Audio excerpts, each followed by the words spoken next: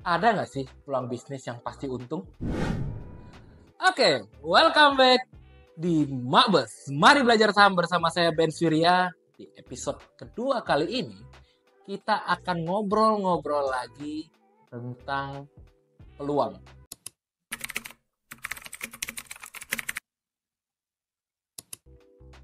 Apa itu peluang? Mari kita sudah bahas di episode pertama tentang perjudian, tentang kehidupan, dan kali ini kita akan banyak bahas tentang apa itu peluang. Ada kata-kata uang di dalam kata peluang. Artinya apa? Peluang itu dicari untuk tentunya mendapatkan uang dong.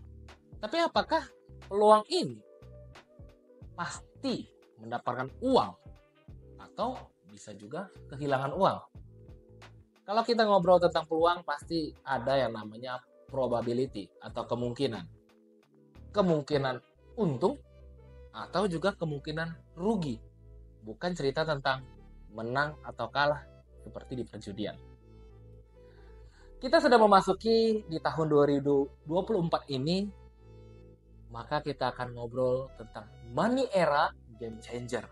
Apa sih money era game changer?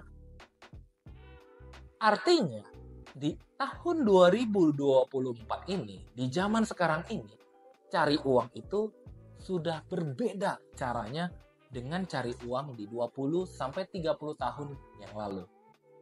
Zaman sekarang banyak banget orang yang ngeluh. Aduh, susah nih mau buka bisnis apa. Aduh, susah nih mau buka toko apa. Aduh, cari kerja juga susah. Jadi, zaman sekarang orang tuh pada mikir mau uang yang cepat, uang yang mudah, dan uang yang besar. Mungkin nggak sih di zaman sekarang kita bisa dapat yang seperti itu? Ada yang berpikir, ya udah deh saya capek-capek buka bisnis, saya mending beli franchise. Contoh, sampai sekarang menjamur apa? Franchise apa? Es krim kekinian, kopi kekinian, boba-boba kekinian. Karena dia mau cari uang yang cepat, mau cari uang yang mudah dan uang yang besar. Kita lihat pada kenyataannya apa? Banyak juga orang-orang yang FOMO ini, orang-orang yang terjebak, hype, viral, pengen punya bisnis itu semua. Akhirnya juga berujung pada kerugian, kegagalan. Kalau gitu, mending saya titip dana aja deh. Banyak kan orang bisnis suntik modal lah, ketipu lah dengan skema piramida, macam-macam. Ujung-ujungnya apa? Karena cari uang yang mudah, cepat, dan besar, akhirnya jadi rugi. Berakhir pada ditipu orang. Konsepnya, uang yang cepat, uang yang mudah, itu dapatnya tidak bisa besar. Contohnya apa? Contohnya kita kerja sama orang deh, jadi karyawan. Itu pun butuh modal. Modalnya apa? Ya skill. Kita harus punya pengetahuan, kemampuan, baru bisa dapat uang. Yang kedua, kalau kita mau dapat uang yang mudah, uang yang besar, tentu tidak bisa cepat. Contoh, kita mau bangun bisnis, kita mau bangun usaha, pasti ada apa? Pasti ada namanya proses. Di dalam proses itu, pasti ada yang namanya kegagalan. Ketika kita ngobroli tentang peluang bisnis, tentu kita akan ngobrol tentang supply and demand. Antara permintaan dan juga penawaran. Kita bandingkan. Kok bisa sih buka toko zaman dulu itu lebih gampang dapat duitnya dengan buka toko zaman sekarang? Kalau kita ngobrol zaman dulu, kita bilang, wah aku kakek nenek kita, orang tua kita dulu buka toko rame, bisa kaya raya di zaman sekarang. Karena dari dulu dia buka toko, ya, itu sebenarnya tidak mudah. Pasti bilang, wah lu nggak tahu zaman dulu itu apa? Semua serba susah. Keterbatasan transportasi dan juga informasi. Bayangin, dulu kemana-mana, mana ada naik pesawat. Mana-mana dulu susah. Jalan raya semua jauh. Sekarang mah gampang, semua tinggal naik pesawat, ya kan? Semua serba ekspres. Zaman dulu mana ada informasi? TV aja masih hitam putih. Mana ada kayak zaman sekarang, internet sudah kuat, jaringan semuanya sudah luas. Kita dapat informasi itu gampang. Bahkan kita belanja hanya dengan jempol kita. Di handphone aja udah bisa. Dulu mana bisa. Zaman dulu alias di zaman pasar tradisional, kita kalau mau beli apa-apa pasti harus ke pasar dong. Mau beli ikan ke pasar, mau beli sayur ke pasar, mau beli makan harus ke pasar, mau beli kain ke pasar. Apapun kebutuhannya, zaman dulu itu kita harus ke pasar. Yang dimana zaman dulu, kalau kita ngobrol supply and demand, pembeli itu lebih banyak dari penjual. Jadi ketika ada yang buka toko tuh pasti rame, ya dong. Sedangkan zaman sekarang itu kebalikannya, zaman now. Zaman yang dimana serba digital, bukan lagi pasar tradisional. Sudah beralih menjadi pasar digital. Anda mau belanja makan, online. Anda mau belanja baju, online. Anda mau belanja apapun semuanya, serba online.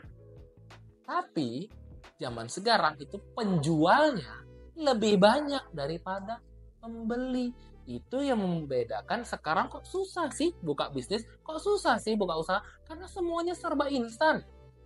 Semua juga serba digital, orang mau belanja semua juga sudah serba online. Itu berbeda. Nah, kalau semuanya sekarang itu serba susah, sudah susah mendapatkan peluang bisnis yang bagus, kita mau bisnis apa lagi pertanyaannya. Nah, di sini saya mau membandingkan antara bisnis konvensional dengan bisnis saham. Sama-sama bisnis nih. Tapi bedanya, ketika kita bangun sebuah bisnis, itu tentunya kita butuh effort yang lebih besar. Modal, tempat, produk, sistem, maintenance, karyawan, dan juga resikonya. Contoh, ketika saya mau buka bisnis minimarket deh, ya. Ketika saya mau buka satu minimarket, tentu saya perlu modal yang cukup besar. Ratusan juta, bahkan atau miliaran rupiah.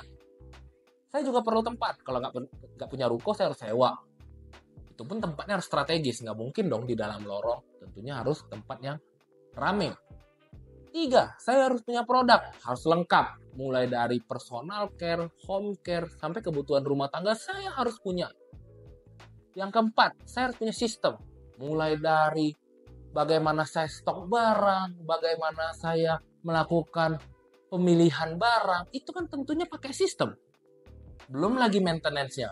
AC, lampu, air, listrik, semua juga harus bayar setiap bulan.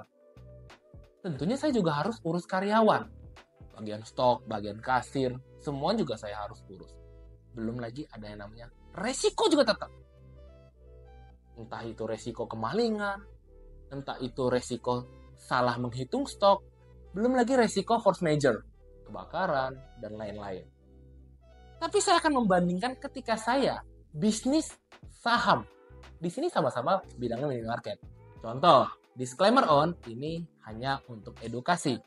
Bisnis saham Alfamart atau kode sahamnya AMRT. Ini kan sama-sama minimarket. Tapi bedanya saya minim effort. Saya cuma perlu ngatur modal dan juga ngatur resikonya. Saya nggak perlu ngatur produknya, produk sudah ada. Saya nggak perlu urus. Saya nggak perlu atur sistemnya. Saya nggak perlu urus maintenance-nya, siapa bayar lampu saya, siapa bayar AC, air, dan lain-lain. Saya nggak perlu urus. Saya nggak perlu urus karyawan. Saya juga nggak perlu urus resiko kebakaran, dan lain-lain. Saya perlu hanya modal untuk beli sahamnya, dan juga saya harus manage resikonya. Tentu sama-sama punya risiko.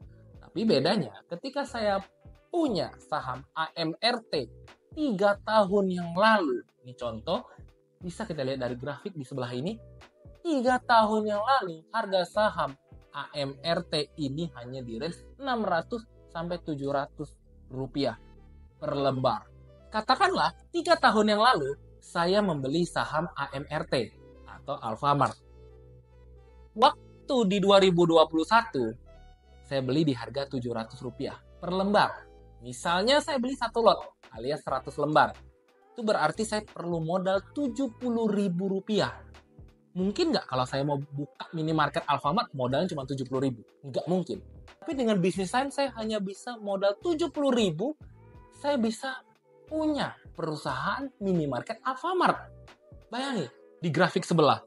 Itu kenaikannya dari 2021 hingga sekarang alias 3 tahun, itu sudah naik 4 kali lipat atau 300%. Jadi uang 70.000 saya tadi sudah berkembang menjadi 300.000.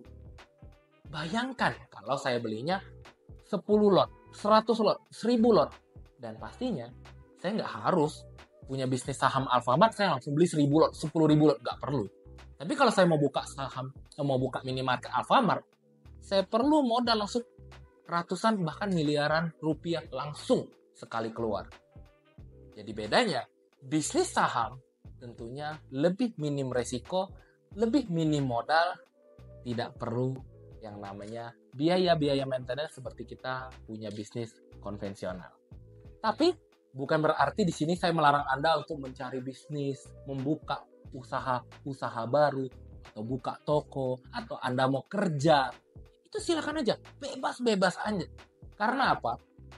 Anda masih bisa buka usaha, Anda masih bisa buka toko, Anda masih bisa kerja sama orang, tapi Anda juga bisa mulai berbisnis saham saat ini juga. Karena bisnis saham bisa dilakukan oleh siapa saja, kapan saja, dan di mana saja. Karena bisnis saham adalah bisnis masa depan.